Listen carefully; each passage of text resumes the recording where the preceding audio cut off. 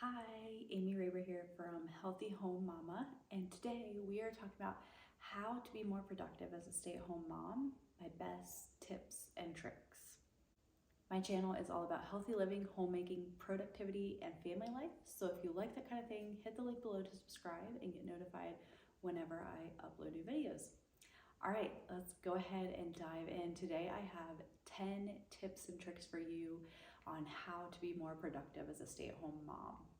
So first tip, establish a nap time or quiet time that is at the same time every day and is at the same time for each of your kids.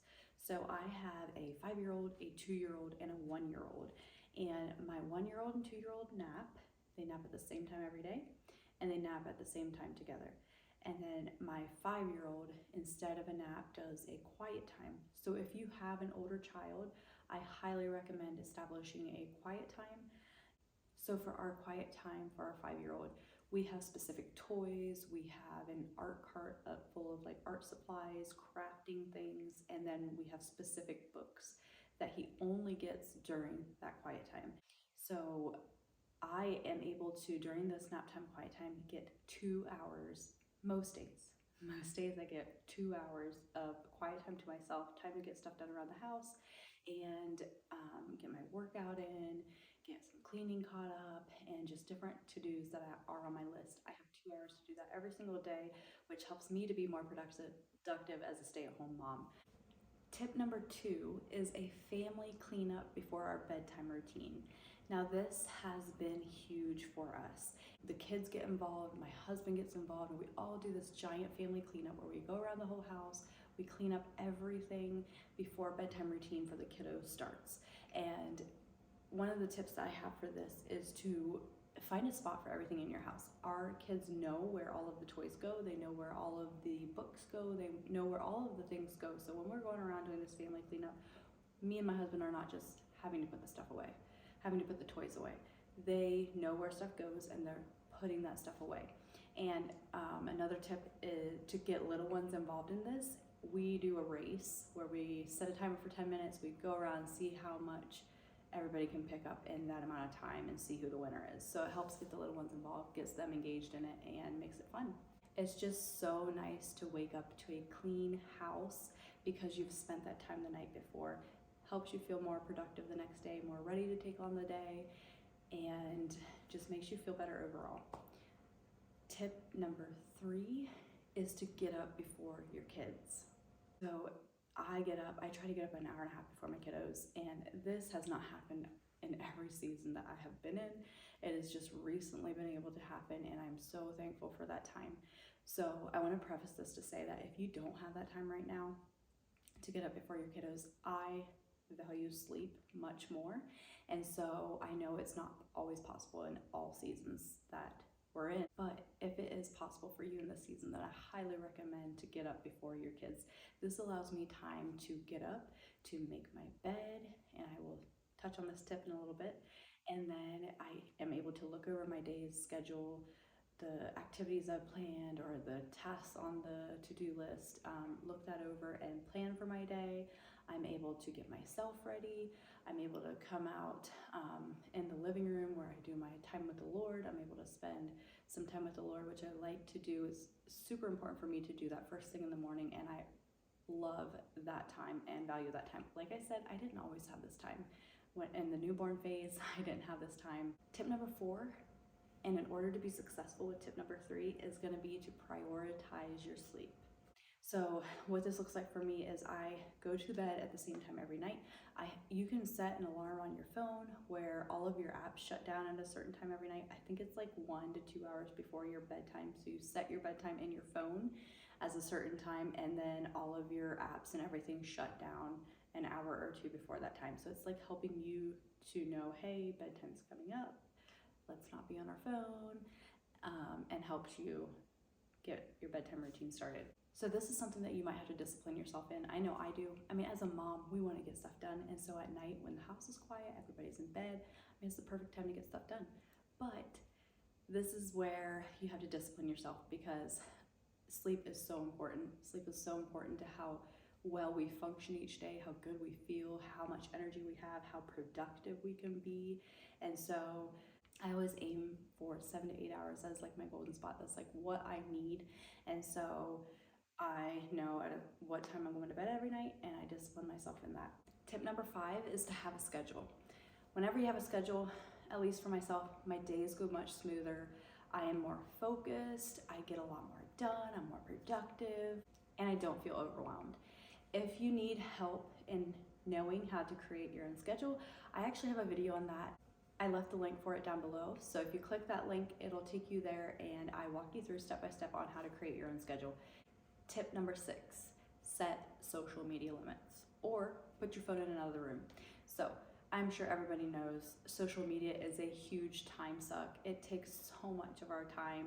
Our phones in general take so much of our time. So if you go into your phone settings and you set those social media limits, it's going to make it so much easier to not spend too much time on your phone, too much time on social media, and take that time away from other things that you're trying to get done, other things that need done.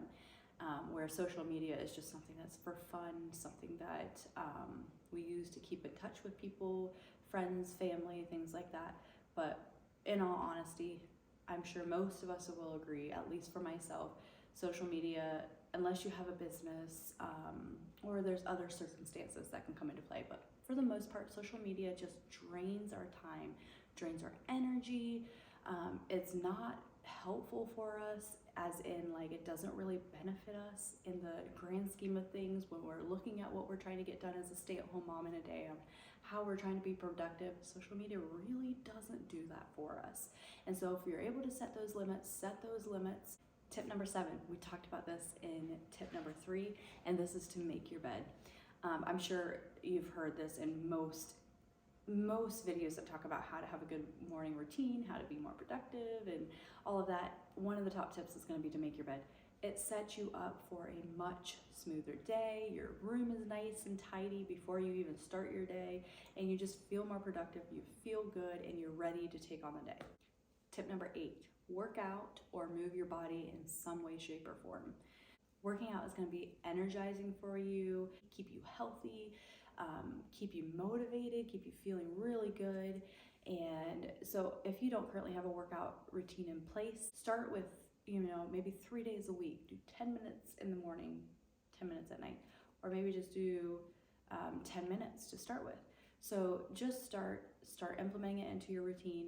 Something very helpful is to do YouTube videos. Those are free. I will link some below that are my favorites and are very, very good total body workouts that will get a good sweat going. And then another option is Pinterest. Go on walks with your kids. There are free apps, there are paid apps, there are so many different ways to get your workouts in. The key is just to get started. Just like with most things, when you're starting a new healthy habit, if you get started with it and you start being more consistent, you're gonna love the results. You're gonna love how you feel, and it's gonna make you continue to do. I actually used to be a personal trainer, and so my top tip with working out and a healthy lifestyle is just to make it a lifestyle, a lifestyle. In order to do that, you actually have to believe that it's necessary for your health.